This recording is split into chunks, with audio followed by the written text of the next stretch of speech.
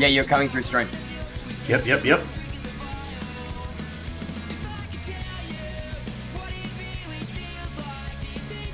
Yeah, you're welcome.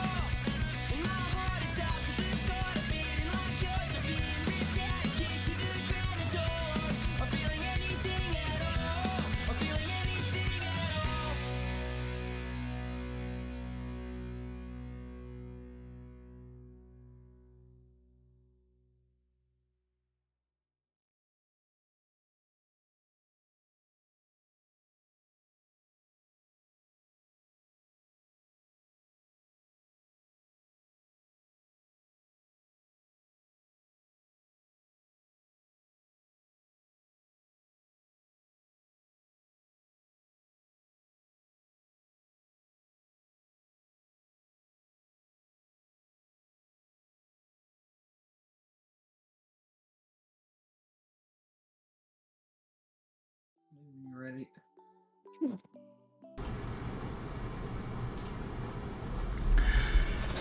How are we there, guys, and welcome to another episode of the Smashing Crossbar Podcast. I'm your host, as always, Josh, joined by Ben, as always. How are you, buddy? I'm not too bad, mate. It's been a pretty hectic week. How about yourself? Yeah, good, mate. Very good. Friggin' cruisy weekend. Friggin' played a bit of footy and watched, obviously, a bit of football myself. And, yeah, no, it was good. Good week. Welcome, chat. Welcome, Matty's. Obviously, already in here. Obviously, before we get started, Lukey's here as well. Obviously, before we get started, big shout out to our major sponsor, Gabrielle Mar, optometrist at Jesmond. Be sure to go see those guys for all your eye care needs, whether it may be prescription sunnies or friggin' prescription glasses, or obviously kids as well. They obviously do excel in the kids range. That's what they obviously pride their stock and product on. So be sure to go see the guys down there, Gabe and all the girls. Muchly appreciated. Pretty well, on tonight's episode. Well, plenty to talk about. Obviously, the Euros kicking along. Obviously, who's still in, and who's talk to me about Euros. Absolutely. Ben and I have both been knocked out in the last 24 hours, so spewing. Obviously, getting down to the pointy end now, so obviously soon we'll have a winner for that.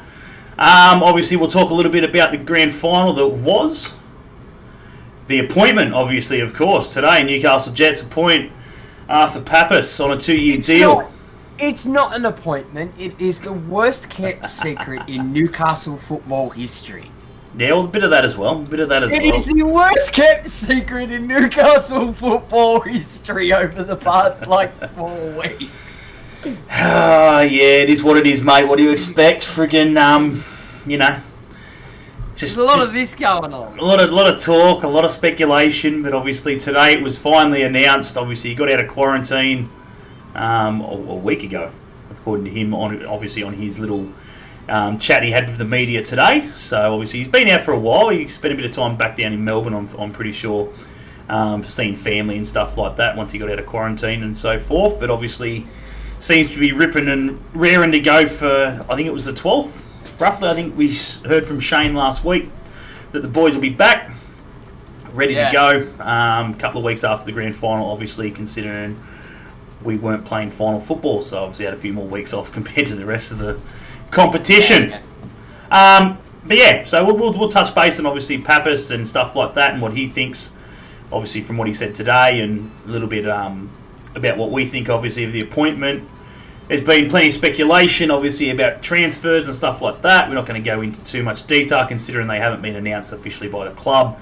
But at the end of the day, friggin' a couple of good speculations around there. A couple of good ones if they come true. Obviously, bloody Adelaide United are obviously looking like they're clearing out their back line for a new and improved back line somewhere. So obviously... About one of the only positions this season they haven't filled with you. Exactly right. So Jordan Elsey obviously is heavily linked to the Jets. I just say on that, I said to you fucking 2 to 3 years ago, I would not be upset if Jordan Elsey ended up at the Jets at any point in his career. Yeah, look, I rate him. He's a good player. He's he's one of those players, which I said in one of the forums today or whatever it was, that, I'm expecting at least 7 yellow cards and at least 1 red card out of him for the season. Oh, look, he is one of those hard-nosed, solid defenders. Oh, yeah, he's no nonsense. He doesn't take any crap and stuff like that, and doesn't mind taking the legs as well, if they're there, and not on purpose, obviously, but if it's if it's part of the package deal with the ball, that's experience. That's or lack of, Oh, you'd hope experience and not lack of. He's the vice captain. Current. He's had some great teachers though at Adelaide. Absolutely, current vice captain, obviously at Adelaide. We'll still class it as Adelaide because he's still there technically.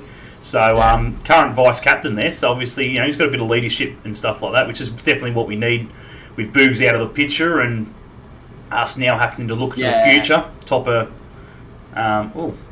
Ben's gone. Anyway. Continue. I've got headphones on. Yeah. What was I going to say? This issue. That's all right. What was I going to say? So obviously, with our leaders definitely dwindling. Topper, hopefully, fingers crossed, gets a signing. That'd be fantastic. Still 6 cards less than a Boogs season. No, it's still 6 cards less than a Boogs this season. Yeah. I thought he was pretty calm. Bogard had his most disciplined season this season. I was going to say, he was pretty calm, to be fair. This season, yes. Prior seasons, he's had his moments. Oh, yeah, he's definitely had his moments, that's for sure. What did I hear the other day in the grand final that was the first time Luke Bratton's ever gotten a red card? I don't know. I honestly... I swear he's gotten a red before, because he's a bloody grub. I was not happy when he saw red. Yeah, it sort of killed the game a bit. We'll obviously touch a bit on that. I'm not going to comment too much because I only saw glimpses of it. To be honest, I didn't. I watched it while streaming. Nah, I saw. Yeah, I was out and about and here and there and everything else. So I watched bits. Great game to watch as the neutral. Yeah. It had everything. It was fucking end to end. Both teams were going at each other. The tackles were hard. Beath actually reffed quite a good game. It was a bit... Yeah. It was a bit... Sydney got a bit of the Newcastle treatment for the first half an hour until Bratton got sent off. They got a bit of the Newcastle treatment. A lot of things weren't going their way, and they sure as shit did not like it and made it known to him. Fair enough. I just sat there and just went, well, welcome to our world. You've had 35 minutes of it. We've had 10 seasons of it. That's it. Exactly right.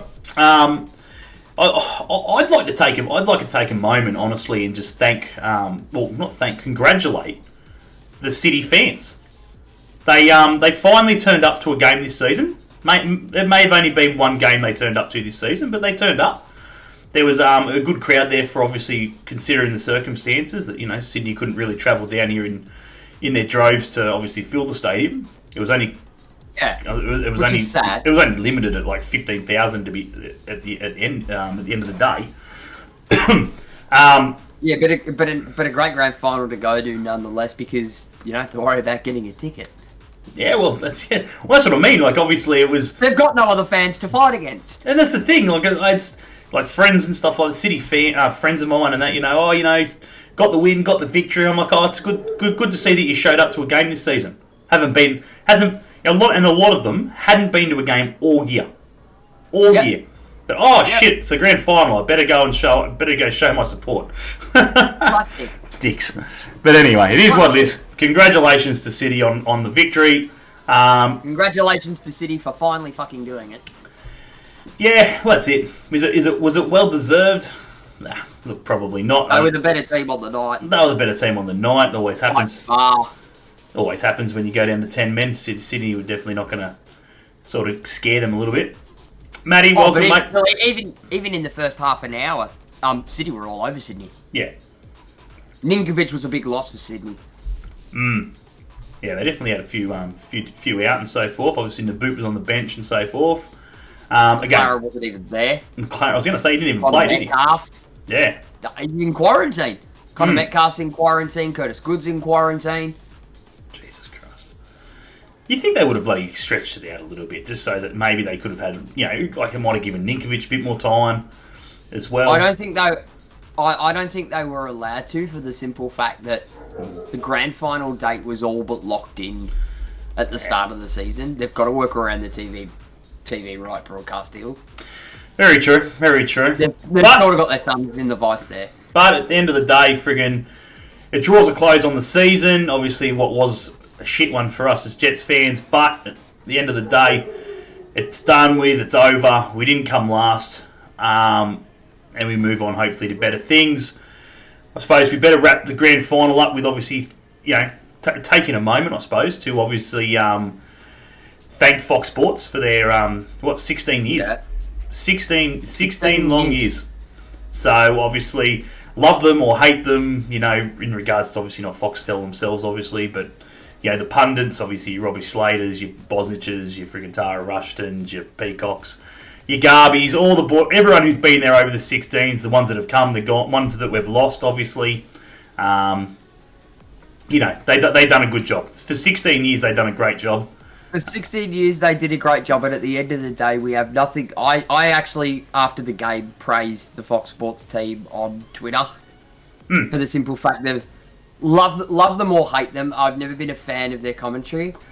Oh, hang on. Oh, yeah. Yes, I got it working. I had to unplug it. I had to unplug it and replug it in. I went to Twitter to thank them. Love them or hate their commentary. At the end of the day, football would not be where it is out to the masses of the Australian public without them. Absolutely. I sent Adam Peacock and a few of the other guys that I've obviously got direct messages and stuff like that, Harps and so forth, and obviously thank them for their time, and hopefully we see them in the future somewhere. I tagged them on Twitter. I've had a couple of likes from them. Yeah. So, Clara and Boston this morning. But yeah, it is what it is. It's a friggin' end of an era. We move on. Friggin' new bloody broadcast deal. And you heard it here first last week, guys. Do not buy Paramount Plus yet. That's right. There is a deal coming with your membership. Thank Christ. Oh, a special offer coming with the membership. Yeah, it won't be free. No, it won't be free, but we'll be getting... There won't be a special deal. Yeah, 5% off. As Shane said last week. 5% off your subscription. Hey, that adds up over 12 months. Yeah. Even if you're not just watching the football. Yeah. But yeah. We'll enjoy it because we'll get NCIS, so... Hey, winning. Yeah, because it's CBS. That's it. Anyway, we're going to move on. Obviously, as we said, we'll wrap it up with City and stuff like that. Congratulations to them. At the end of the day, they won the competition And, without any expectations, I suppose. Obviously, their squad they had was a good one, don't get me wrong. The season, the COVID scenarios, the ins, the outs, all that sort of stuff, it wasn't really any pressure on any winner this season. The biggest pressure is going to come next season with their starting lineup. When you've got 3 current, and I class the boot as a current Socceroo, when he's fit, there's trouble. And if you can get them all, all, very dangerous. If you can get them all on the same pitch together, whew, it's going to be pretty interesting stuff to see. For their sake, here's hoping that a lot of the qualifiers are done before the freaking season starts, and obviously the World Cup is done.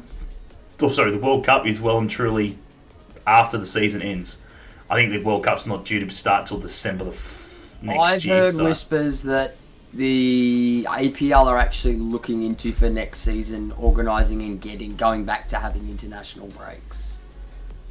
Ah, how convenient. We're one of the only leagues in the world that doesn't fucking do it. Yeah. And it only hurts us. Yep. 100%. I think it definitely only hurts us. Both domestically and internationally. So, we'll wait to see what happens with that. I think we're due for an end of October start date for the A-League for the next season. So, again, it's not too far away. It's not too far away. It's probably a little bit. We did get spoilt last season though. SpongeBob was on Paramount. Just about football on every single night. Absolutely, it was fantastic. Got spoiled. Yeah, let's be honest. Absolutely, for someone who just loves football, it's fantastic. Freaking everything's happening. Freaking the A-League, the EPL. I think I watched more non-Jets game this season in the A-League than what I have any other season. Yeah. Yeah, we'll get on that, Matty. We'll get on that. As I said, that's pretty much obviously the main talking point, which we'll get to in a sec. It's just going to be interesting to see, obviously, just football in general. Like how many people do you reckon are going to watch Celtic games this year in Australia? A lot more in Australia than what normal is. A lot more in previous years. They'd watch the friggin' old. For 2 reasons. For 2 reasons. 1, to watch Ange succeed, and 2, to watch Ange fail. Yeah, that's it. It's a 50-50 vote in Australia. There'll be 50% of them wanting him to succeed, and the other 50 will be wanting him to fail. Yeah. That's it. No, I think he's going to go. I think he's going to do well. I watched his press conference. Yeah, so did I. Yeah. And he's turned a lot of the Celtic faithful around. They've actually gotten on their computers and done some bloody research about who he is, what he's done. And they've gone, oh shit, okay. They've sort of taken a bit of a backward step, and then they heard him in his press conference, and a lot of them have turned around after that press conference and gone, this bloke's no deal. Like, he's unorthodox in the realms of European football. Yeah. But he's got backing behind him. Like, he's got experience behind him. Well, yeah. And they were saying, just by the way he holds himself and the way he answered his questions in his press conference, it's swung a lot of the Celtic faithful around. Yeah. Look, it's one of those things, I suppose. If you haven't got Optus Sports, try and Google it. But there was one on Optus Sports where they sat down with Martin O'Neill, who obviously ex-Celtic manager. I'm not watching that. And it was fucking fantastic. I'm not even gonna lie, it was a fucking great chat. And obviously, he sort of, just the way he worded it, and the way, what are your thoughts on it and stuff like that. And as he said, he goes, I'm well behind him. I hope he succeeds. I hope he does absolutely brilliant. The biggest thing is there is no, the chick who was interviewing him said, what's expected? What do you think's expected of him for the season? And as he said, he goes, not much, just the treble. just the treble, that's all. But we're expected to dominate. She'd be right. Well, as he said, he goes, at the end of the day, he needs to win. His only stumbling block is Rangers. Well, you'd hope so. Freaking, it wasn't for them this season. They found it a little bit harder than just Rangers. They struggled against a few teams, but at the end of the day, but that wasn't O'Neill. That was Neil Lennon. Martin O'Neill hasn't coached here nearly over a decade. Yeah, he was there when freaking Viduka was there. That's going back. That would have been. Was that before or after he was at the Villa? Well, before. Before? No, that was after. After, because he went straight from Celtic to Leeds. Signed for Leeds for $6 million. From Celtic. No, I was talking about Martin O'Neill. Oh, Martin O'Neill. That was before Villa. Yeah, before he managed Villa. Yeah. What was I going to say? But yeah, no, just the way he said it, just the way Martin O'Neill worded it and everything else, it was sort of like, expectations going to be to win. I mean, there is no question about it. After the season they've had, they expect nothing less. He goes, the luckiest thing for him as a Celtic manager, and as any Celtic manager finds out, the Scottish Premier League aren't silly. And for that, Ange is lucky. Because he said that, as he said, he goes, he'll get at least 6, maybe 7 if he's lucky, games under his belt before the first Old Firm derby. And those first 6-7 games are important. That's what'll make or break. He goes, he'd have to win at least 4 out of 6. And the other 2 losses, if they happen, obviously would want to be tight. And from that is when the fans will either stick by you, even though you may lose. They will, if they feel that they've got the right coach and stuff like that, but maybe not the right players and shit like that. He goes from his experience at the club. He goes, they will back you, and they will bang and belt on the friggin' doors of the owners to make sure that coach gets what he needs. So at the end of the day, he just needs to do what he did in Japan, and obviously friggin' recruit really well. I see a lot of parallels to what's expected of him in his role at Celtic, very much in the way that it was when he came to Victory. Victory are very much like Celtic in Australia. It is, we expect success. 100%. You don't succeed, you're out the door. It's no, and the supporters are no different. You get a couple of games under your belt and you lose the Melbourne derby. Yeah, they're coming for your head. 100%. It's like anything. I don't think you can go to any professional. Okay, club. In saying that, it's very much a parallel, but the stakes obviously at Celtic are a lot higher. Yeah. It is what it is. What's everyone else's thoughts? How long do you guys reckon you give him? You know what I mean? Do you give him half the season? If the results aren't there, you sack him. Do you give him, the full season just to get under the belt, get his head around it? Because at the end of the day, as I said, this is no walk in the park. This is something that no other Australian coach has ever had to face, right? I think that they'll give you easy for a player, right? Yeah. Once you step foot in Europe, in some capacity of playing, chances are you can work your way and navigate around staying in Europe. It may not be in the same competition, but you can still navigate your way around it. As a coach, not so easy. If you fail, it's a long drop. And as I said, this is not Ange freaking coaching a freaking middle tier or low tier Scottish Premier League side. He's coaching the top side. The side that knows no different other than winning. The side that won 9 consecutive titles. Yeah. I think he'll get a season.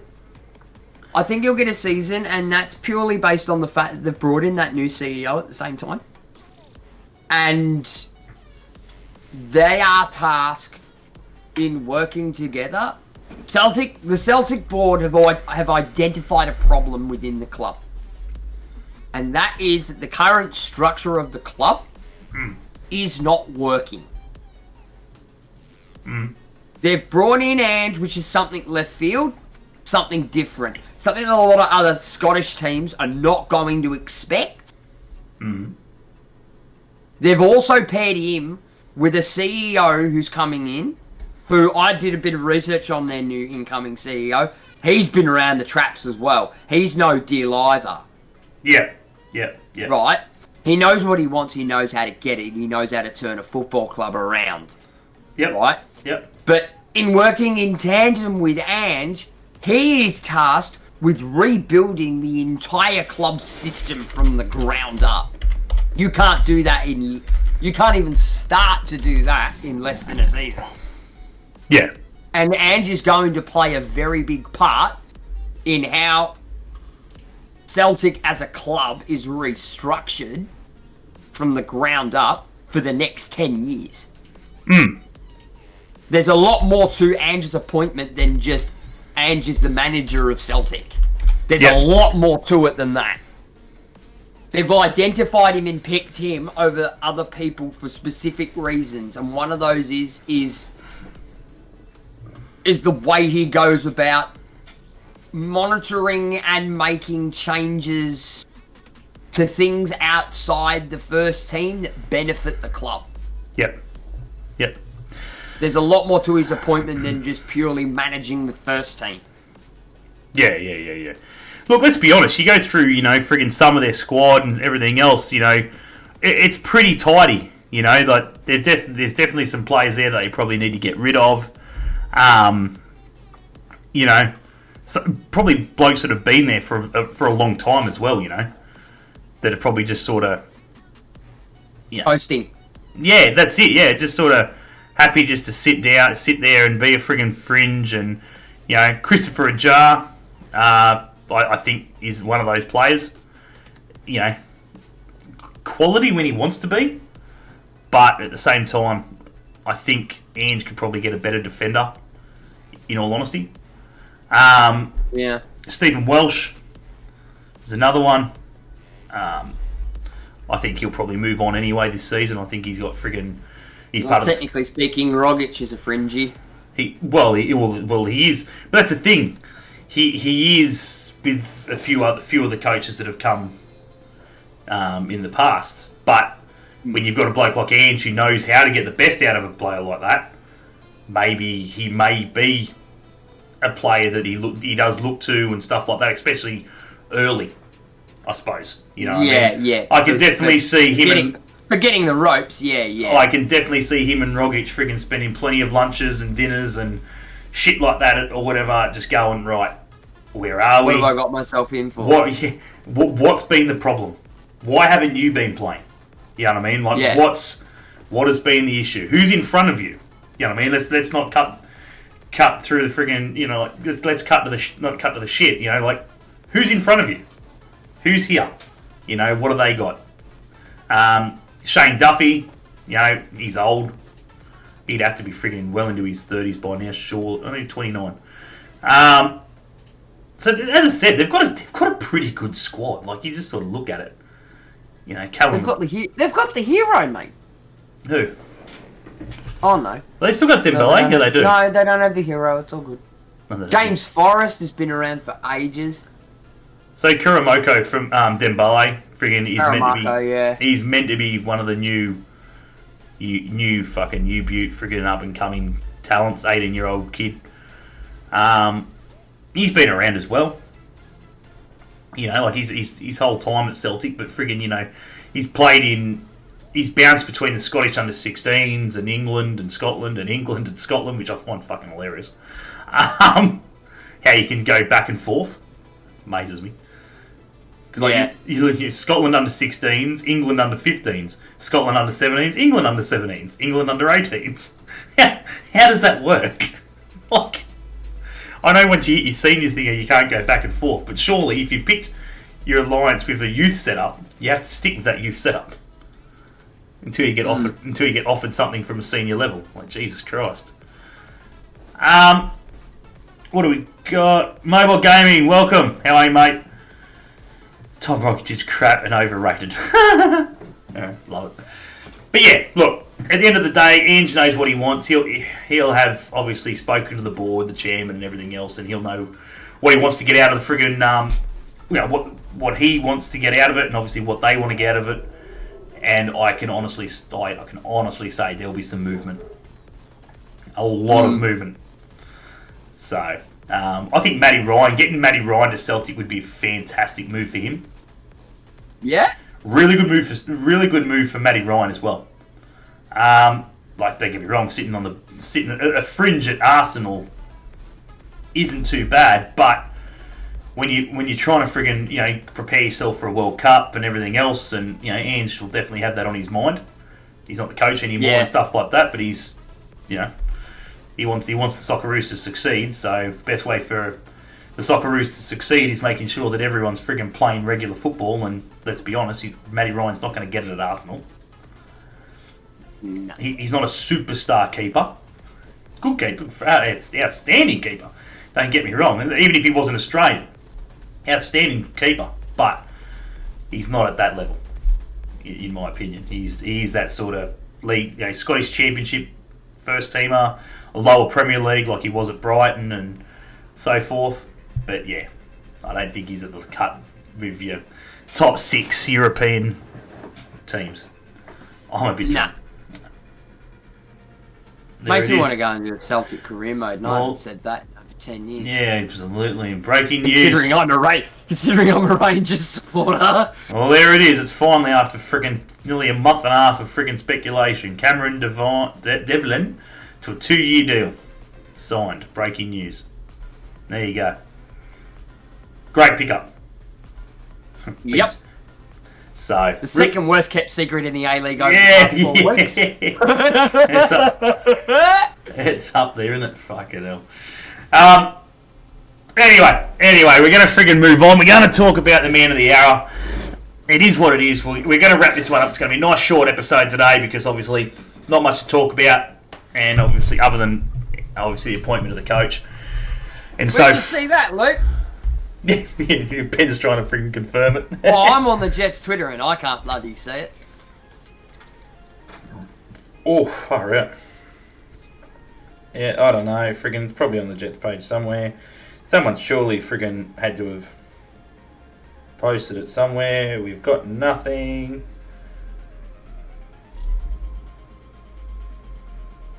Hang on. 22 seconds ago, you awake to some exciting news in the morning. Hint.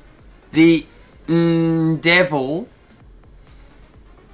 is in the detail. So small case N, big case D, EVIL.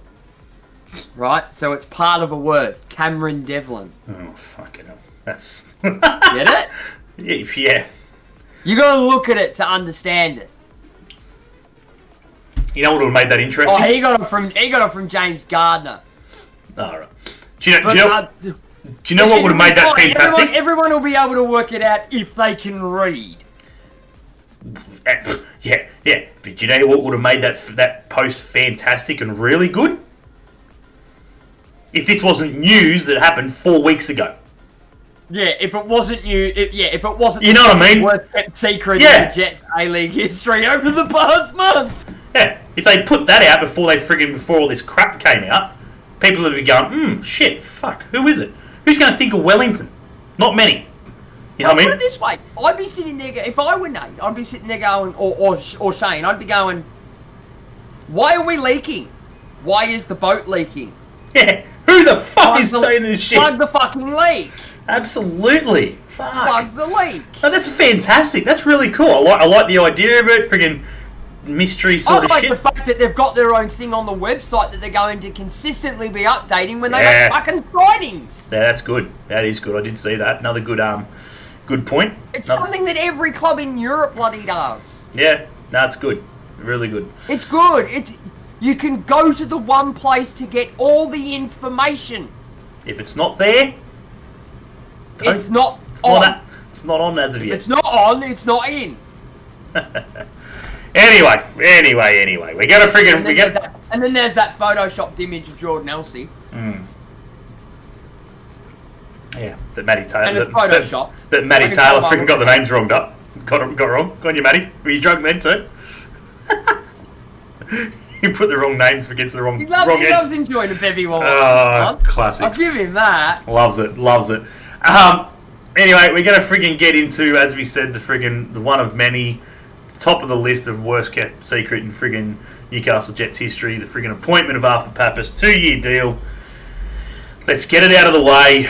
Let's talk about it, friggin'. Let's get your thoughts in the chat, obviously, what you guys think about the appointment and everything else. Obviously, I'll just give you a rundown of obviously a few things that I friggin' picked up, obviously, in the interview that he did, where he stated, you know, he'll be looking for hard-working players. He believes that Newcastle is a hard-working town, and obviously that's what he wants to bring into the football club as well. Obviously, the hard-working players. He doesn't want coasters or anything like that. He wants someone who's going to hit the ground running and put in the hard yards. If Jordan Elsey signs, he fits that bill. I feel that he's a strong player, and he'll be one of those leaders at the club. And obviously, yeah. Luke, that article gives me nothing. I can't read it because I don't have a subscription to the Herald. Oh, yeah, one of those twats. What it just says, James Gardner, breaking, at Newcastle Jets FC signed Cameron Devlin to a 2-year deal as new coach Arthur Pappas begins to rebuild. Very good. Obviously, he also stated that obviously overseas players are of interest. Virtually saying that he's definitely looking at overseas players. He also stated that at the end of the day, friggin' overseas players will have to quarantine for 14 days, and you will probably find that some don't want to do that. So, it is what it is. That's another one. What have we got? He also stated that every player come the 12th of friggin' next month when they start pre-season, day one, everybody will be on a level playing field. There is no seniority, there is no friggin' youth, there is no nothing. You are all professional athletes fighting for a starting 11 berth, which is fantastic. It's what every club should be. Something that the Jets aren't used to. 100%. It should be definitely something that every freaking club does. It's good. There are no walk-ups. Yeah. I don't care if you've been here 10 minutes or 10 fucking years. Yeah. Get that counter? You want your spot, you work for it. Did you get that counter? Freaking. Hopefully he can stay fit for pre-season. I hope he's there in pre-season. Come on, get fit. Get fit. Looking The at goat. lad. The goat. You're telling me him to get fit, mate. He's running all day. Doesn't matter, mate. It's level playing field. Doesn't matter whether he's the fucking goat or he's the goat chewing the grass on the level playing field. Yeah. He also stated that he wants to freaking, connect with the fans. Get the boys and get the team, obviously, connecting with the fans and making sure that there's a winning mentality. Because at the end of the day, as he stated, winning mentality puts bums on seats. If there's no winning mentality, it's harder to get the friggin' fans to the games. And he thanked the loyal supporters that obviously did show up in a hard season that was for showing their loyalty to the club. So that's a bonus. And obviously the main one obviously is what type of football we can expect to see. As pretty much everyone knows if you've watched some of his where he's been, obviously with Ange there in Japan, and obviously a few clubs in Victoria, etc., and obviously the team he coached in Japan. Massive believer of attacking football. He's one of the coaches that purely believes that games are won by scoring goals. There's two types of coaches. One that believes that friggin' games are won with a solid defence, and the other ones believe that friggin' games are won by friggin' scoring in the back of the net. He's a strong believer of the attack. I'm the outlier. I believe that games are won by having a balance. Nah, there's always personal opinion, yeah. I'm not a manager. There's always, absolutely, I agree, sort of, but I find there's always one way. It always tips one way. It may slightly. Personally speaking, if it would tip one way for me, it would be more defensive. Yeah, but I'm not going to go into a game setting up defensive. No, I'm not saying. Yeah, and that's it. I'm not saying it's a rock on one side and nothing on the other. Even if it's slightly, fucking 51 outlaw the back pass, Snoopy. He don't say much. He don't say much. But when he does, classic. We fucking love you, Noopy. Absolutely, and obviously he loves to dominate with the ball. So obviously we'll see a lot of attacking football. For me, let's be honest, I'm still hesitant. I'm still not sure on this appointment. Again, for me, it's just one of these personal things where I just find that, I don't believe anything. I don't believe anything that comes with signing coaches. After watching football for as long as I have over the frigging amount of decades that I've watched football, I believe nothing in regards to what they do when they sign coaches, because that contract is useless. It's worth a piece of shit. Because in that contract it says 2-year deal, but I guarantee you in that contract, if we were able to get a good look at it, it would say Arthur Papas is able to leave for an overseas offer of friggin' whatever, and as long as they pay a decent amount to fucking take him, friggin' la-di-da, friggin' if he's unsuccessful for whatever reason, we can get rid of him, vice versa. It's all in there. You know what I mean? It's just one of those things where for me, to me, a coach's contract's worth fuck all. It is what it is. You may as well just sign to a 12-month contract. Players in the A-League are no different either. Players in general are no different either. Players are no different. No, 100%. Totally agree. It's just the way it is. It's just the way football is. Like, not even football, just the way the A-League is. Yeah, it's the way football is, I suppose. It's more prevalent in the A-League than any other league in the world. That if you get an offer from overseas, it's bye. Sawyer, I'm getting the hell out of here. Yeah, I suppose it's like it's any league. It's any league. You tell me a club, right, outside the top 4. Let's say that. Top 4 divisions, top 4 clubs. Top 4 clubs out of any division, right? Any division, whatever the competition is. But you tell me a coach outside that top 4 that friggin' the chances of them staying are 100%, like honouring whatever contract that is. So managerial you know what I mean? Contract has been bullshit for years. Yeah, and that's what I'm saying. Like, there's no way. Doesn't matter who you play for, what competition, what level, or squad, country you are coaching in. There's no loyalty in the game anymore. No, from a manager or player perspective. Correct. Yeah. Why is Klopp still at friggin' Liverpool? Because he's been successful. Why is friggin' Jose Mourinho, friggin', why has he been outed? Because the results weren't there. Friggin', he still wasn't winning titles at Tottenham. He done everything, as far as I'm concerned, he done nothing wrong. No. A team like Tottenham. He didn't do any worse than anybody else at Tottenham. Yeah, that's exactly it. A team like Tottenham need to give money. And if you're not going to give him money to spend, well, fucking shit. Well, deal with what you've got, because that's all he can do. You know what I mean? And at the end of the day, Mourinho's a manager that likes to have a lot of money. Yeah, 100%. It's what he's used to. He's used to playing with clubs that don't have a... There is no off switch. There is no, whoa, hang on. It's just, this there is no, whoa, let's sit down and think about this for a minute. Nah, 100%. And he is... To be fair though, Tottenham are probably one of the only club that's allowed to viably sit down and go, no way, hang on. To be fair, they are paying off their fucking stadium. Yeah. So they got big debt. As I said, they got big debt. It's just one of those things. Do you think Kevin Muscat would have left friggin' Australia if he knew what was coming? You think Popper would have gone to second tier in Greece if he didn't know what was coming? 100%. Do you think he would have gone to Turkey for 6 months if he knew what was coming? This is what I'm saying. Like, fucking... It's not worth the pinch of shit. The friggin' contract is fucking stupid. At the end of the day, the coach goes to it and goes, how much am I getting paid? What are you offering me? And what's this... And how much can I How spend? long? And how much can I spend? How much freedom are you going to give me? What's my weekly wage and shit like that? And how long's my contract? Okay, we're going to put you on a 3-year contract. You're on friggin' 50 grand a week, or whatever it is. And friggin' you've got medium budget. You know what I mean? Like fucking maybe 50-50. Just depends on the player and whatever. Cool. Yeah. I'll sign. Why? Because at the end of the day, you told me that I'm on a 3-year deal. So whatever happens, regardless of that, as long as I don't walk out on the club, I'm getting That's paid. right. I'm getting That's paid right. me 3 years. I don't give a shit. I'm getting paid for 3 years. If I'm not doing my job and you ask me, you're going to pay me out my contract. 100%.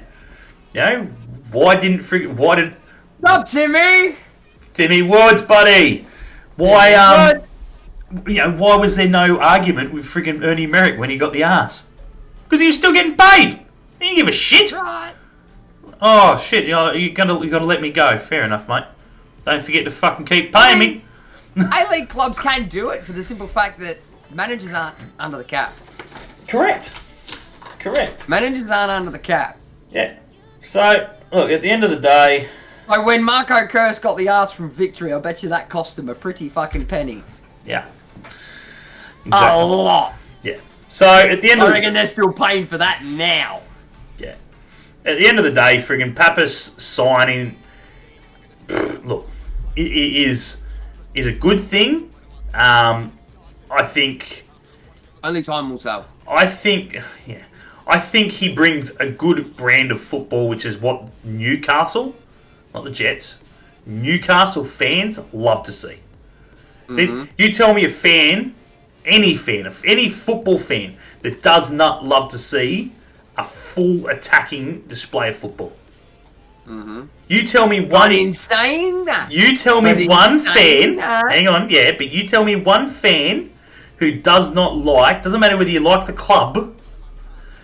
One fan. Oh, we all want to see attacking football. One football that does not love to see a game like being played, like Sydney, City. Well, the grand final was fantastic, but like in general, just over the last couple of years, it's just the way Corica and shit like that do things. The style of football is fantastic, and it's what you want. You want a side just to go out there and dominate, because if you score goal after goal after goal after goal, but you concede one or two, they don't even give a shit. Oh shit, we conceded. Okay, it echoes the Mariners' start of the season. The Jose effect. They came out, they started playing attacking football, caught a couple of good teams off fucking guard because they weren't expecting it, and they sat there and went, "Oh shit!" Yeah, and that's our biggest draw card. But in saying that, as a Jet supporter, let's not get rocks in our heads, lads. Yeah? You want to play attacking football, there's games that you're going to win 3-0, but there are games you're going to get absolutely busted 3-0. Yeah. Yeah? Because we're playing attacking football doesn't mean we're not going to lose games by a big margin. Correct. What's everyone else's thoughts? Obviously, there's about 7 or 8 people in here at the moment. What are your thoughts with Pappas? Like, what do you think he's going to bring? As a fan, Too early to tell. Well, he stated what he's going to bring. He's going to bring attacking football. You know what I mean? What do you need to friggin' play attacking football? Something we don't have. We've got no strikers. Something we haven't had for fucking years. Yeah, but in general, we don't have any strikers. They're gone. Oh yeah, not now. We've got none. We've got no strikers. So, to me, if he wants to play attacking football and he wants to play a very, very attacking-minded football, our striker coming in will want to be good. That to me screams we're going to put some dollars into the striking department. That means we're going to need at least two different types of striker as well. Mm-hmm. 100%. You need a Jamie McLaren who is a gut-busting runner behind the line. Yep. To catch, admittedly, most A-League defences are a bit slower. So that's probably his number one. Yep. He will want a breakneck speed, pacey striker to get him behind the line. Yep. Between your two centre backs. Yeah. See, to me, I think you could play and that. And then alternatively, if we're playing, I wouldn't put Yule in it. You could if you're on a bloke to be pace and to get in behind. Not through but Yule's not the striker to do that. No. He's not skillful Because enough. He's not qualified enough to do that. He's just... If you're going to give Yule that job, you need to teach Yule the old adage. You need to walk before you can... You need to crawl before you can walk. Because he can run with the ball, but then he trips over his own feet. Yeah. But for me... You're just thinking too many steps ahead. Yeah, but that's where he trips over his feet. He's too busy about thinking 3 steps ahead. But that's the thing, though. You don't want Yule running with the ball. This is what I'm saying. This is the biggest thing. You don't want him running with the ball. You want a McLaren or something like that to do the running, and then him just go, slip that straight through. Off you go, son. First time, bang. Alternatively, a second type of striker that I would like to see, if you're in behind paceman, maybe doesn't work, or you need to reshape the system. We're a team that generally relies heavy on wingbacks and crossing. If we still look to go in a system like that, which, to be honest, if he wants to go attacking-minded football, it's more than likely he's probably going to go with something like a 3 at the back. If he's going to play wingbacks that can cross, an out-and-out target man. Yeah, well, yeah. An out-and-out target man. You're putting those balls into the box, so Donovan's never going to jump and get it. Yeah. He's not. He's not that. O'Donovan is a poacher.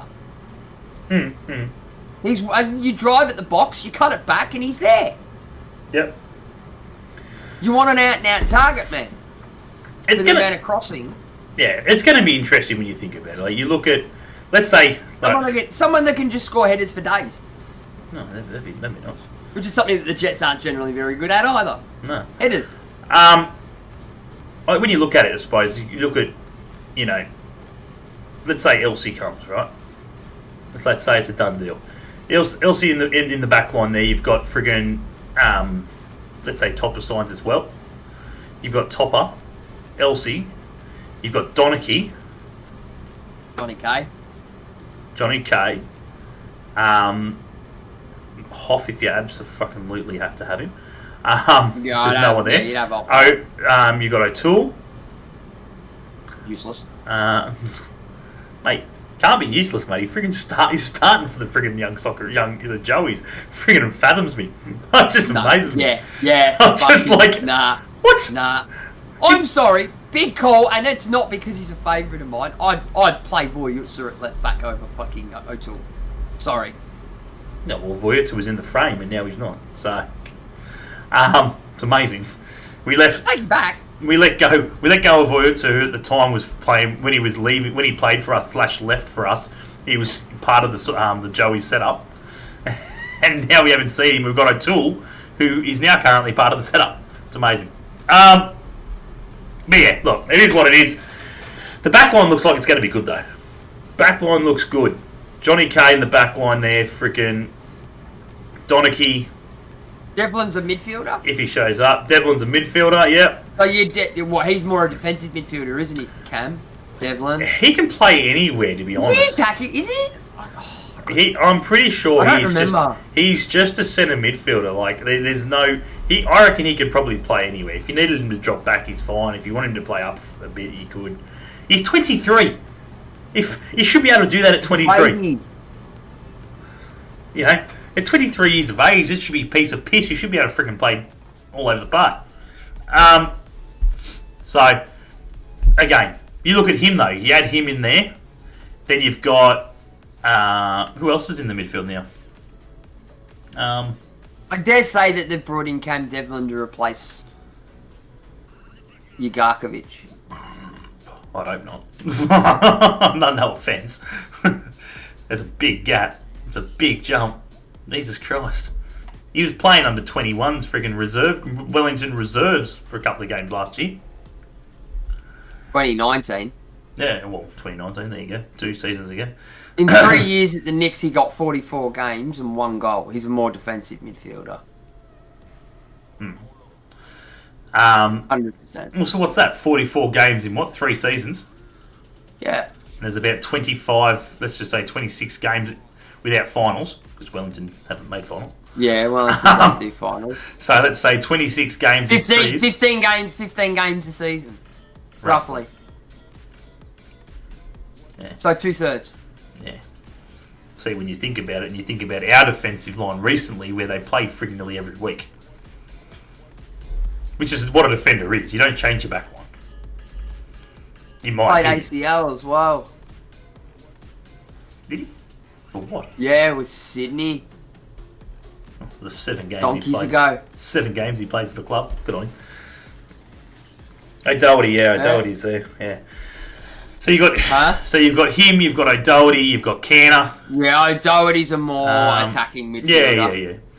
See, but obviously Good to see O'Doherty and bloody if we get Elsie back on the same pitch again together. Yeah, it's another one. Yeah, those two were telepathic in the NPL at Adelaide. So it's going to be interesting. Not an NPL. It's going to be interesting. Obviously, we've got friggin' a couple of weeks before the season starts. You know what I think we're missing? Pappas did say that he said it's going to be a while before everybody gets on the pitch together. So the senior squad and stuff like that. So I dare say probably some of the senior blokes will have more of a rest than the young ones. Yeah. Obviously, you'd imagine Lucas and stuff like that are probably still playing NPL and shit like that, keeping fit and everything else. But obviously, I'd say your Topper Stanleys, your Hoffies and shit like that, you don't want to work them too hard because otherwise they just break. So they might get a bit of an extended break. So probably those two. Kantarowski you won't see till freaking... He might want to look at the young'uns first. Yeah, well, that's the thing. Like that interview thing, they sort of said, "Oh, what are your thoughts?" He didn't sing. They tried to pin him to friggin' try and single out players. Yeah. In that interview. Oh, who did you like? So who did you like from the seasons out? Who impressed you and stuff like that. Out of all the youngsters and stuff like that, it was good to see. La la la. Was there any of the youngsters impressed you and shit like that? And he didn't. He goes, "I'm not here to friggin' speculate and talk on individual players. It's a team. Virtually, it's a team sport." At the end of the day, friggin', I'm not going to say Johnny done fantastic job or whatever, and I think he looked good and everything else, because he's not the only one. Yeah. You know what I mean? He wouldn't be the only one. Friggin', everybody did a job. It's it. I watched him this week, but I didn't watch him the following week. Okay. I watched him next week. Controversial. Yeah. Controversial. Well. Hey, what are you, a stalker or something? I'd like to in the snow. I'd like to see Luca given another 12-month crack. Per show? Yep. Oh, Jesus Christ. I'd like to see Luca given another 12-month crack. Really? Yep. Oof. Wow. Yep. Wow. Yeah, I don't know. He struggled for me. Really struggled. Yeah, but that could also be put down to coaching department. Yeah. He's freaking young though. Shouldn't really matter. He is, and he's got the Elvis Camsoba disease that I told you about. All those years ago when we watched him at Avondale. G'day, Aiden. He can learn to get on the ball and relax. Right. Yeah, look, I don't know. It could be dangerous. Yeah. I'd like to see him get another crack. At the end of the day, I'm not gonna sit here because I do it every year, and I'm not gonna do it now because I've already got my concerns about Pappas as it is. I'm just gonna sit back and I'm gonna let him just friggin' do what he needs to do. I'm not gonna sit here and speculate on blokes I think he should sign or blokes I'd like him to sign or like to let go or whatever. I'm just gonna let it just ride. It's got nothing to do with. No. I know what you're saying. I think Pappas should sign him. Oh no. I'm just saying. I think he deserves another crack. Oh, I'm sure there is. I'm sure there's plenty of other blokes there I wouldn't mind giving a crack to as well, and shit like that. But I'm not gonna speculate on it. I'm not gonna worry. You know what I mean? Like I can sit here right now, and I'll probably be one of the most hated blokes in Newcastle, right? And I can tell you right now that friggin' if given the chance and a good fucking sit down and a good smack over the ear hole and a good talking to, but after all that's said and done, and if he's still willing, mate. I'd take Joey Champness back. Shadow of a doubt. He looks so good. He looks so good for Brisbane when he was playing. He wasn't given the freedom to get up as much up in the front line as much as he was at the Jets, which is why he didn't score as many goals. but he looked dangerous. His ability... That's because Moon was very much, right, it's all well and good that you want to get forward, but if you're going to get forward, you got to get back. But at the end of the day... Whereas Merrick just let him run right. Well, he had no choice. He couldn't get forward because... Merrick just let him run right.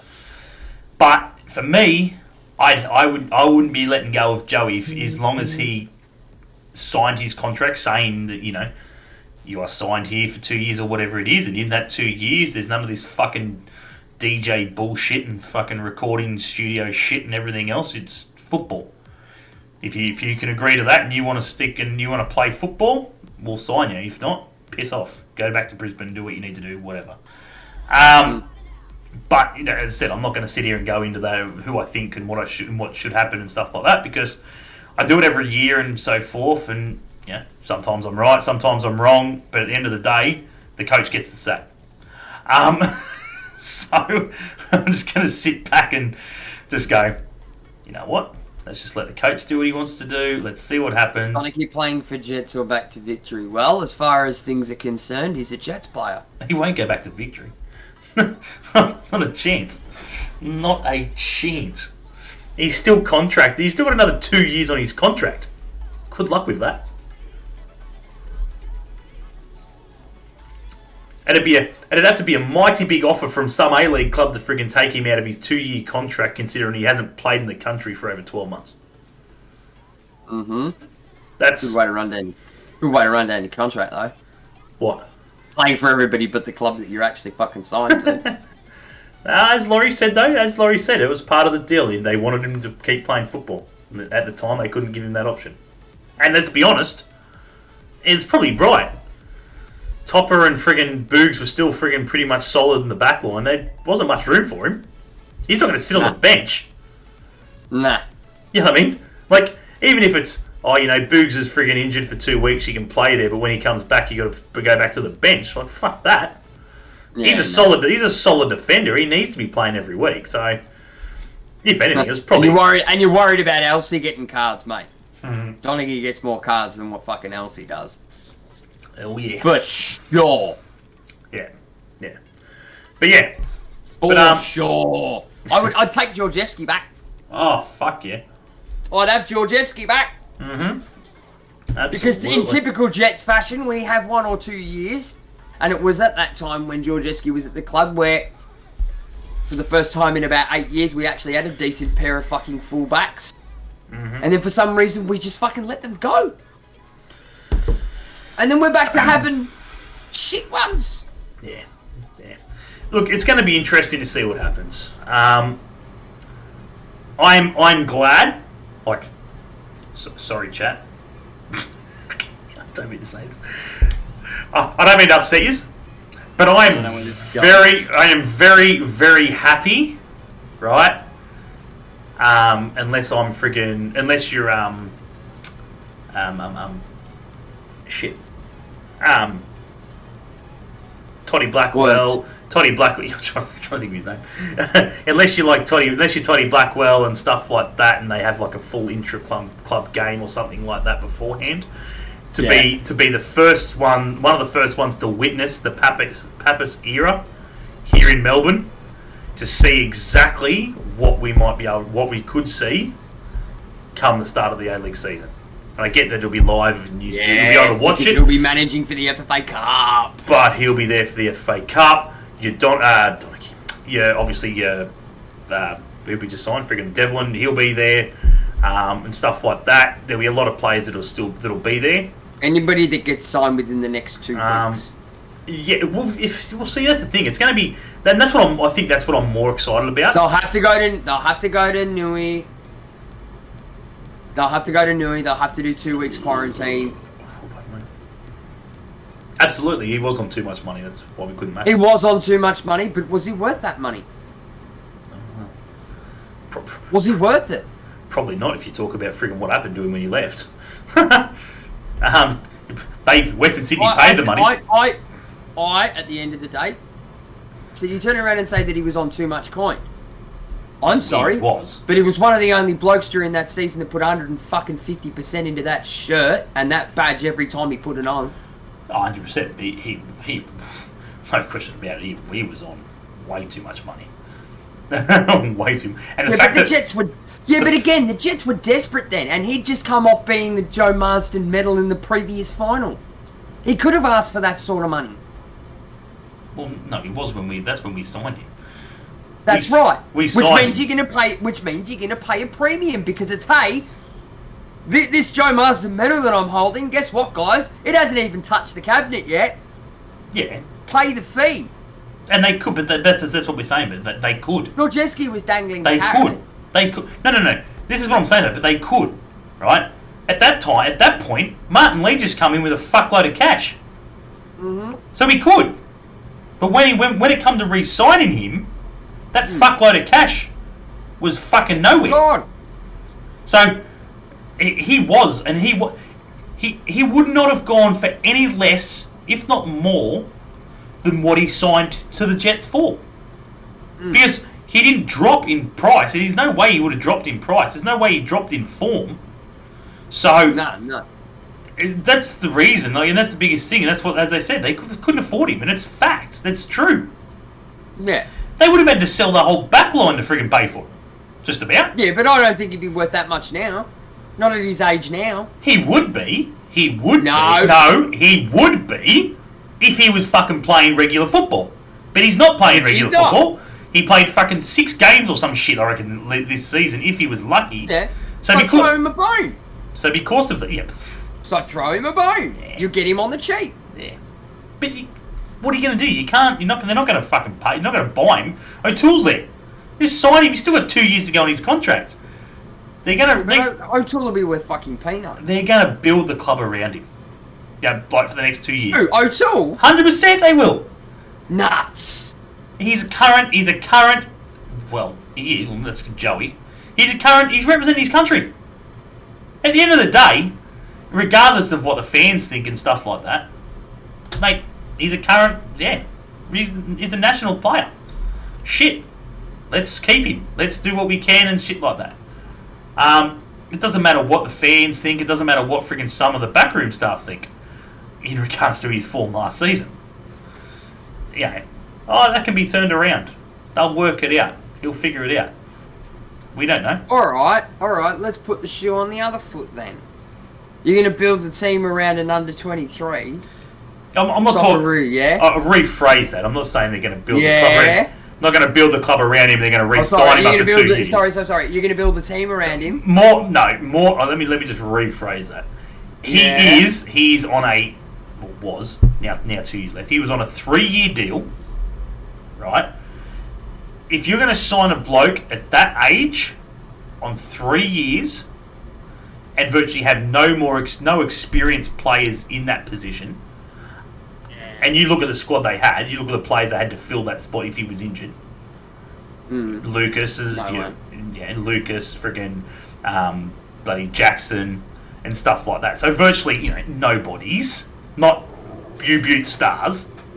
Yeah. He is the star, right? So he is expected to play there every week for 2 years. It's just the way it is. So he's just saying. So he's not to the Jets. Connor O'Toole to the Jets was like Benjamin Stokes was to Satellite City. No. There was nobody to contest me in that position. The manager never wanted me to fucking play there, but he still picked me to play there every fucking week. No, O'Toole has nobody else to play there. O'Toole has skill.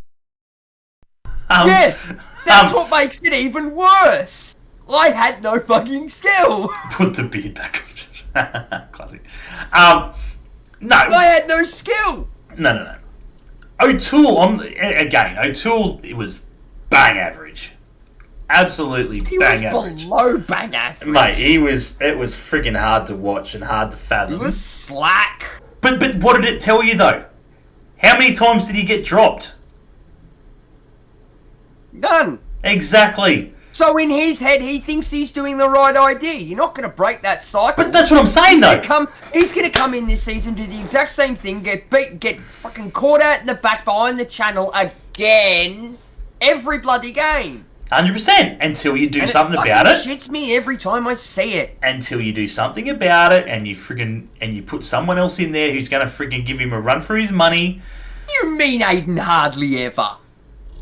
What games were you watching? Well, hang on, you don't exactly know what he's talking about at the moment. He just said hardly ever. Could be talking about if he's going hardly ever about not being caught out at the back behind in that channel behind him, fucking, I could count on one hand fucking how many times per game, every game. Well, not even that. If you're talking about him being not being bang average, mate, fucking shit, every week.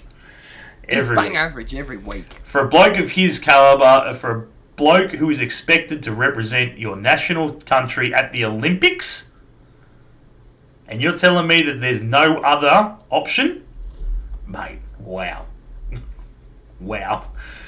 Fucking. Okay, contrasting opinion. Yep. Contrasting opinion. Yep. Bobby Burns is of roughly the same age as Connor O'Toole. And representing his country. At the same and representing thing. His country. Well, at the same level. Was. I have no idea whether he still is. Well, he's not. He's still recovering. He's an international. Yeah, he's an international. He's an international for his country at the same level as what Connor O'Toole is. Yeah. Two different players. Two completely different players. Still both play left back. Yeah, but still, two completely. Still both trained to play left back. Yeah.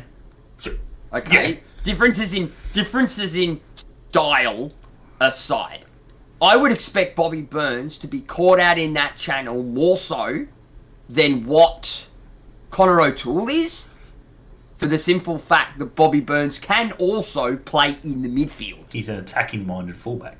He's simple. That's right. Yeah. Whereas O'Toole is more what I would consider a more defensive-minded fullback. Yes, Aiden, correct. And Ben will apologise. A more, hardly ever taken off the field. Yeah, because there was nobody to replace him with. Yeah. Aside from playing Lucas Moragas out of position. Which worked. Which worked better. Mm. Yes, Luke. We're talking about the best passer of the A-League. Best player in the A-League. I tell you, man, I signed him for shits and giggles. I signed him at fucking Blackpool. Because he's a meme. And Aiden, purely the meme. Would not have that flog at friggin' my club if you come on a free. I'm not a fan. I'm not a fan. He's a flog. Not a fan. But even still, with O'Toole being what I would consider a more defensive-minded fullback, Yep. You'd expect the defensive-minded fullback to not be caught out in the channel of space behind him. Yep. Than what I would the one that's more attacking-minded and can play in midfield. Yep. But there's a difference. Bobby tracks back. Well, at the end of the day, time will tell. Time will tell. If he doesn't buy a left back, right? Then he's sticking with O'Toole. If he does, well, let's just say, right?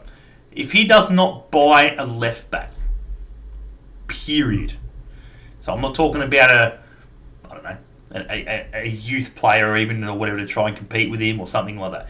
If he does not buy a left back, ladies and gentlemen, you have O'Toole starting there every week for the next 2 seasons. End of story. Which is what I am expecting to happen.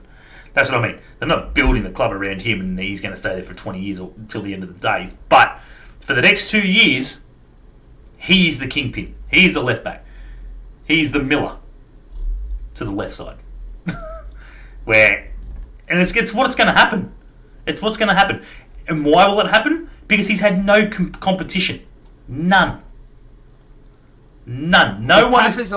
But with Pappas coming in and saying that everyone's on a level playing field, if he doesn't feel that O'Toole is going to fit that or perform to a standard that Pappas is happy with, Pappas will look to the market. No, correct. But there's only so many positions and so much money he's got to have. He's going to have... Yeah. This ain't Japan and friggin' Ange Postecoglou and friggin' Money Pit. Like money no, tree. I understand that, but there are plenty of options here. There are options here in the A-League that are sitting on benches that I would take over O'Toole. And I want to put this out there as well. I feel like, and I think the chat might be... I played as a fullback. I know the mentality of what needs to happen. This is why I'm overly critical of O'Toole. I know what is expected of a player in that position because I played it for years. Right? That's why I go hammer on him, because I expect better. Yeah. I expect better. I'm not singling him out. I've done it with Miller on many occasions as well. Well, for lapses in judgment. The biggest question is, right? And I don't know off the top of my head, and I'm not going to Google it and I'll find it. It's more of a position that I tend to focus on while watching a game. Yeah, hang on. But, right, you work it out. What do you reckon? What at a rough estimate, because I've got no idea, and I'm not Googling it, of what our squad looks like right now. Right now. Current signed players for next season. So that's not including Topper. Isn't there that list? There's a list on the list on the Jets page thing. Yeah, possibly. But like I said, I'm not Googling it. I can't be fucked. But I'm saying, from that list of what we've currently got for next season, you are looking at probably, 15 players? Probably signed for next season? 15. So you're probably looking at maybe he could probably sign possibly 10. Possibly. Right? That's a 25-man squad. That's a big squad. He's not going to sign 10 players because he'll use a lot of the youth to fill a few of those other spots. So, let's say 8. He can sign 8 players on not a lot of money, in my opinion.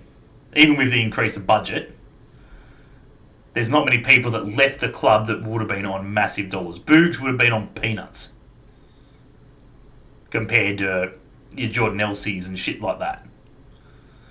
So he's picked up Elsie. Let's say he's picked up Elsie. Let's say that's replaced. That's Boogs' position gone. Swap for swap. Probably had to pay a little bit extra than what Boogs was on, but so be it. What? When was this posted? I don't know. I seen the mouth move. I thought I just... June the 23rd?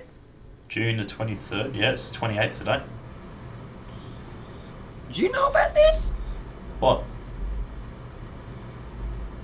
I'm going to send you a link. Where? I'm going to send you a link in Facebook. Drag it over Discord over this... Your head. My face. Would you say you sending this to my Discord? No, I'm sending send it to Facebook. Oh, that means open up that page for me. On Facebook. Righto. Hang on. Righto. I'm gonna go to Facebook. We made it. Hang on. We made it. Hang on. I don't know what you're on about until I bring up Facebook. Right, here's Facebook. Where's Messenger? Messengers. There they are. We made it. Jets in the news. We made it. Ladies and gentlemen, we made it.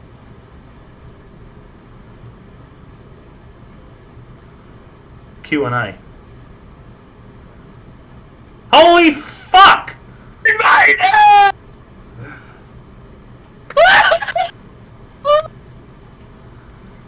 Let's, I don't know if how... Searching for something completely different and found this!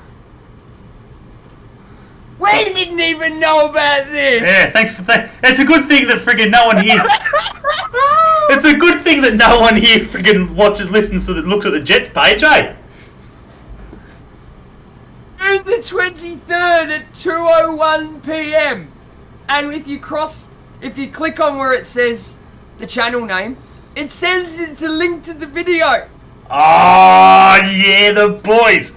On your nose. Thank you, Nate. We Thank made you. it. Look at that. We made it.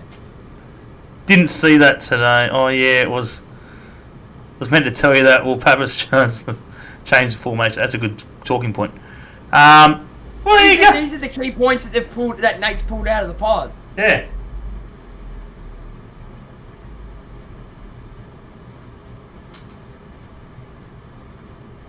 There you go. We made it! On the map now. Yeah. How are you, Chris? Chris, mate, we're just freaking... Ben's just struck gold. I can't believe he didn't send me a message just saying, or something, just to say, hey, mate, just freaking let you know I freaking posted some shit. There you go. I'm gonna share that on Facebook, going with the line, ladies and gentlemen, we made it. That's classic. On the map now, absolutely. No, it's more for people like Dale that would see that, know how hard we've worked in the background for years to get this going. Yeah. And then we click on that, and to see something. And like there it that, is. Don't get it off! Get it off! Get it off! Get it off! You're gonna content ID yourself with yourself. With myself. It's possible. Yeah, it's gone. That's classic. And I don't want to have to deal with the content ID claim. That's funny. Well, there you go. We made it. If you haven't seen it, be sure to go to the Newcastle Jets page and click on the link, or subscribe to the YouTube channel. Friggin' tick the notification bell so you know when we go live. There you go. Good segue into friggin' obviously giving ourselves a little plug. Is there anything else, guys, that you guys want to chat about before we wrap it up? Obviously, Luke brought up a good one. I think it was Luke. Yeah. Will Pappas change the formation? I would say yes. But to what? Yeah. I have no idea. And you realistically, honestly, are purely guessing until more players come into the squad. Until you see what he could be looking for more attacking midfield players compared to strikers. So midfielders that could purely just friggin' get up and about and get back. Or he looks for out-and-out strikers. Until that happens, we realistically have no idea what's going to happen. So I would imagine he would. What will happen with it and how it'll change, I have no idea. That we'll have to wait and see. But yeah, friggin' if he's missed the friggin' podcast from last week though, friggin' go check it out. Big shout out to Shane for obviously jumping on the podcast to give us a bit of a chat and a bit of an insight into what is going to be happening in the season ahead, and obviously to everyone else who got a question in there, a good one in there obviously to give to him. Yeah, ups to you guys as well. What do we got? 4-3-3 attack. Could be anything. Jesus Christ. Could be anything. I got nothing with 4-3-3. I like playing 4-3-3. It's actually 4-3-1-2 to be honest, if you want to be technical. Because I like to sit the friggin' bloke behind the two attackers. Just in case yeah. Let's chat about Gabriel Ma optometrist. Mate, we can do that. We can do that. Oh, not that one. Not that one. No, Fuck. we changed it. We changed it. We didn't change it back. What do we got? No.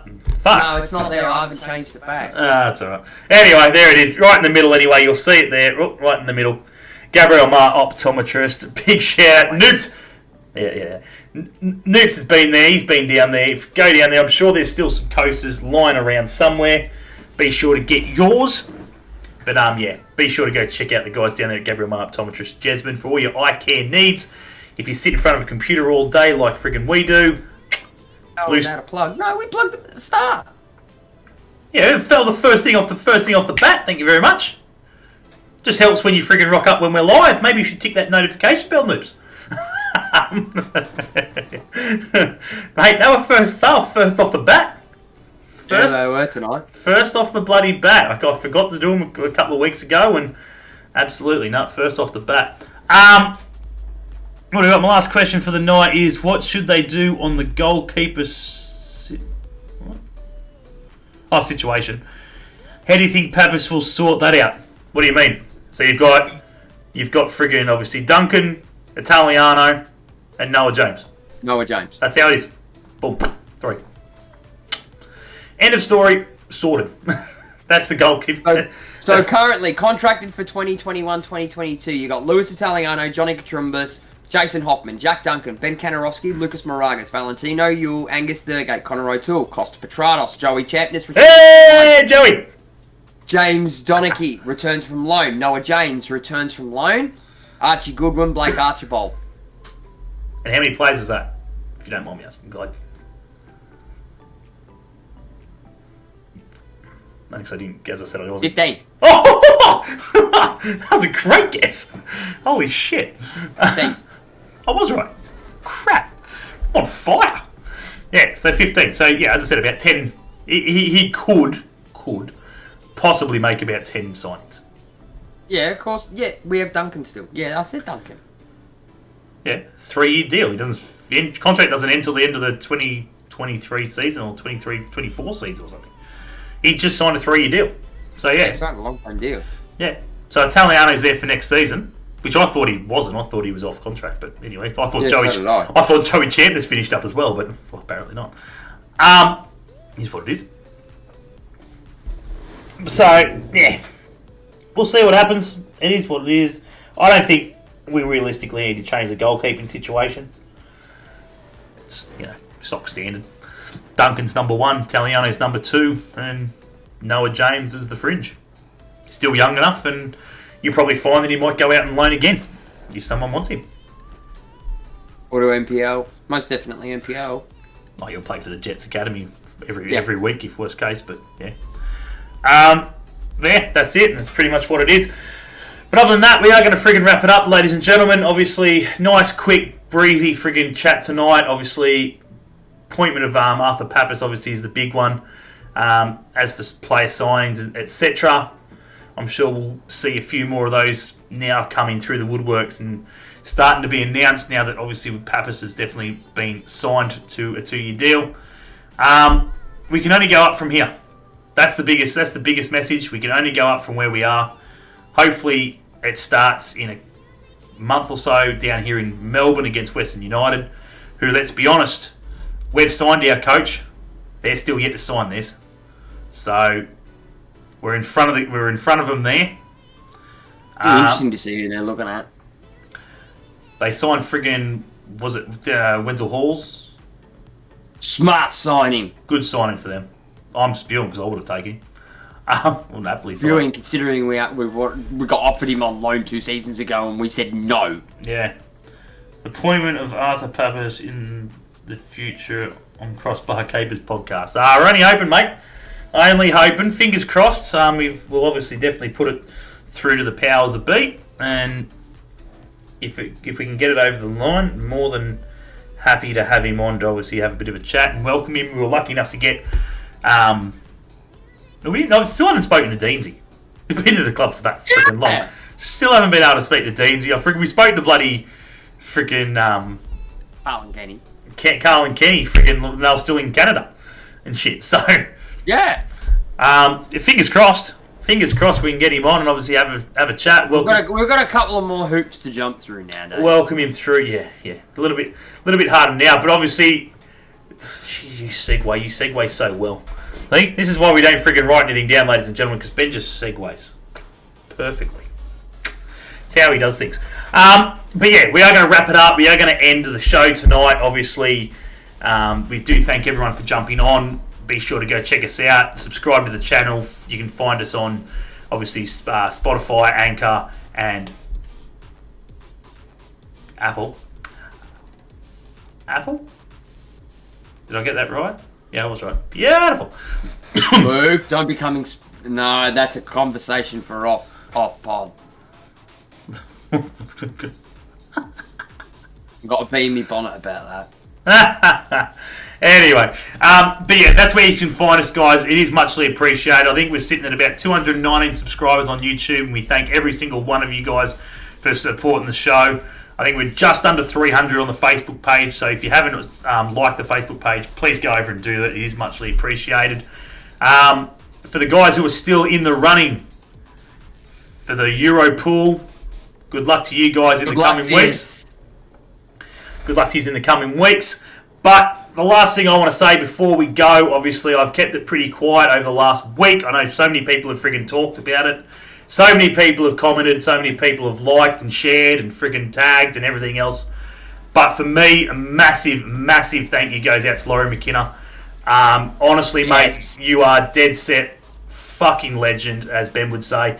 If it wasn't for you, we would not be here doing as good as we are right now with the 219 subscribers, just under 300 people on Facebook. The club would not be where it is today without you. Everything you've done for the club, the blood, the sweat, the tears, everything you put into the club. Wouldn't exist, simple as that. Yeah, exactly right. As far as I'm concerned, mate, anybody who friggin' remortgages their own house to make a club survive the way you did is just beyond friggin' ridiculous. We thank you for jumping on the podcast every time we virtually offer it to you and stuff like that. We love it when you jump on the podcast without us even saying anything and you're just sort of happy to jump on. We wish you the best of luck, obviously, in your next chapter, whatever that may be. As long as you don't go to the coast, I'll be happy. Everything you're doing with obviously the talk up the coast and everything else is fantastic, mate. And friggin' you keep doing what you're doing. And we'll speak to you soon whenever you want to jump on the podcast, mate. You're more than welcome. Again, mate, just honestly. We'll be on the club's arse to get a statue of you out the front of the training ground. But honestly, mate, I think that's the least they can do. Yeah. But at the end of the day, mate, honestly, for me personally, you were always there for obviously just to have a chat. Always. Again, I was never one of the ones that were going to sit there and spit rumours and shit like that. But if I ever asked anything, you were always willing to give me an answer. As where obviously a lot of people probably wouldn't. They just keep their mouth shut. So for that, I thank you for all the tickets that you and the club supported us and gave us to obviously all the away travelling fans, not just me included. All the travelling fans who decided to jump a flight or train or whatever, road trip, drive, whatever it was to get to whatever away day it was. We thank you for that, and hopefully Shane, that can continue. That'd be great. Honestly, I could go on and on and on and on and on and on about how much you obviously mean to the club. We hope you us personally as supporters. Yeah, as Ben said, we hope you get into the bay with us, mate, and obviously a few shandies and stuff like that, and shandies all around. Absolutely, raise hell. But from me, obviously Ben, the fans, and obviously the supporters of the show. Simply, mate, we thank you. We applaud everything you've done for the club. As we said, it would not be where it is today without you, and that is fact. True fact right there. We wouldn't be where we were. He had his doubters. He had his blokes who thought he was shit. He had his haters and stuff like that. But at the end of the day, you can't rat on the bloke. He gave everything to the club, more than he did for the coast, and he coached them pricks. Let's be honest. So, for that, mate, muchly appreciated. But other than that, I'm just going to give a bit of a fucking applause for that, because I think I've still got the clapping one here. Here it is. See if that works. I can't hear it, but hopefully you can hear it. The applause. Yeah. I've already suggested to Laurie that one F3 derby a year should be called the Laurie McKenna F3 derby, where there's a trophy in his name trophy. No, as in like a commemorative trophy that they battle out for. I'm not opposed to that idea. That's not bad. That's not a bad idea. I'm not opposed to that idea. If the coast want to get on board with it. Yeah, the Laurie McKenna Cup or some shit. Them. Yeah, I was going to say the ball's in their court. Absolutely. We've stated it. I think it's a great idea. I think it's a really good initiative to bring two very close rivals over to battle out over something that they love. They've got a championship winning coach, and we've got the best CEO had the best CEO in the A-League. Yeah. 100%. Just where we're about. He's done miraculous things for both clubs. Yeah. Well, that's it. He got him to the grand final. He was their inaugural coach. Obviously, once the A-League started, he's done a lot for the Central Coast. Period. He still is. Loves the coast. Let's be honest. Friggin' let's not take that away from him. Loves the coast. Loves everything about it. Friggin' he's now obviously he was the mayor. He's now currently friggin' fighting for obviously local jobs and making sure that friggin' the Central Coast is recognised as a beautiful place. And let's be honest, it's not a shithole. Not all of it's a shithole. The team is a shithole, and it'll be a lot better and a lot nicer once the Wizard of Woy Woy finally fucks off. But he signed another 1-year deal. They must be desperate. Not going to hold that against them. Anyway, Dill, mate, what's going on? Friggin' again, you just rock up. We're about to friggin' wrap it up. 12 people in the chat, and we're just about to wrap it up. You kidding me? Where were you an hour ago? Bloody hell. But yeah, other than that, we are going to wrap it up. We're going to leave it right there. Friggin' big shout out. Coffee's empty. Coffee's empty? Yeah, I'm empty. I haven't even had tea yet, so I need to go do that. But yeah, we'll catch you guys next time. I am in the middle of speaking to a few current footballers.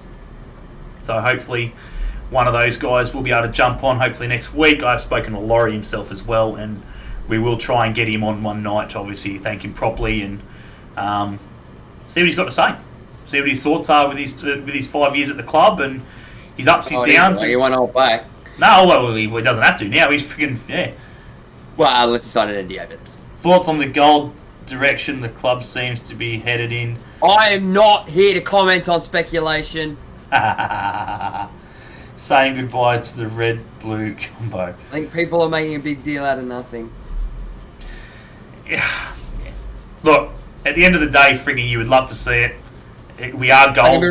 Don't get me wrong, I love to see it, but I think people are just taking what's happening visually in our social media stuff quite literally. Yeah, we are gold. To me, the Jets scream gold, right?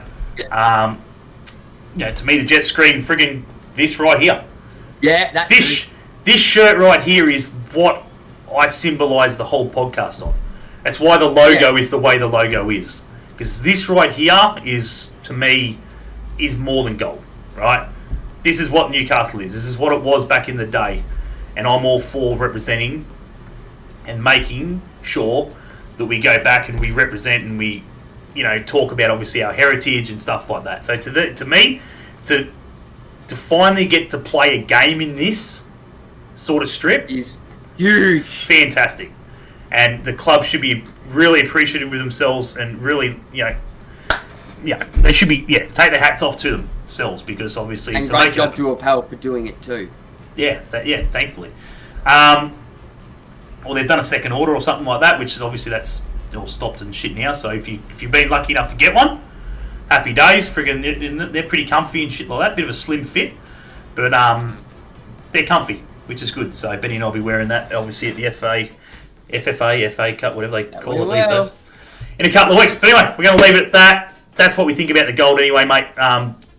Deal. I'm happy for it. Make it the first kit, then make the blue and shit like that a second kit, and make this the third. Happy for that. All for it. Anyway, we're going to leave it there. Take it easy, guys. We'll see you guys next week. Again, if you've got any topics, if you've got anything you want to discuss, any friggin' shit like that, whack it on the Facebook page. Ben and I have obviously... Join the Discord. Join the Discord, yeah. Shit, yeah. Join the Discord, there are absolutely. some nights where we just sit in there and me and Josh are talking shit. We're more than happy to have people jump in and talk shit about the Jets with us. Absolutely. Friggin' more than happy to friggin' have the fans on the show. It's have a yarn. Have a yarn, absolutely. We will obviously be friggin' putting a lot less, and Ben and I have spoken to this before. I know friggin' it doesn't really get friggin' a lot of hype, and not many people are fans of it. We don't get a lot of traction. Flooding the Jets pages and the Newcastle Jets fans page and the NCL pages and stuff like that. So we will be virtually stopping that. If we've got a really important one, like if Shane's on or we get Arthur on and stuff like that, we'll probably put that on there. But other than that, weekly shows, shit like that, we're going to can all that shit. So there'll be no extra social media sort of sharing it around to obviously groups and stuff like that. We'll put it on the Crossbar Capers page. That's where it's going. We're not going to be sharing it to the group. So make sure you're following and you like the Crossbar Capers Facebook page and your Twitter. Yeah, we've got the Twitter there. We've got Instagram, the Crossbar Capers Instagram. Lukey, if you don't mind whacking the Discord, link down the bottom for Dill. Get him onto that. And, yeah, as I said, mate, friggin' jump in, friggin' have a chat. And, we'll finish this up, but we're always around. We're always up for a yarn. We're generally around for a good half an hour after the pod. Anyway. Mate, 24 hours friggin' talking friggin' Newcastle Jets and football in general. Yeah, so. But me and you generally sit there for half an hour while we're doing things after the pod anyway. Yeah, Monday nights. One or two of them to jump in. Yeah, Monday nights virtually when... there it is, thanks, mate. Monday night's pretty much when, I sort of sit back and sort of chill out. I've got to friggin' fix my own fucking under-13s ladder that I coach because FFV are lazy and useless and won't give us a ladder. So I've got to go every week and friggin' tally the results to then add into my little friggin' ladder that I've got made up on friggin' Notepad. Bloody ridiculous. So, feel free, come and say good day. Thanks to everyone who's jumped in tonight. Matty, Dill, Luke, Aiden, Noops was lurking around as well. Friggin' apologies if I friggin' missed you if you were here. Chris rocked up late at some point. But yeah, take it easy, guys. We'll catch you guys next week. And as always, we hate Coast Scum. We hate Coast Scum, absolutely. That we do. Catch you later, guys, and we'll see you guys next time.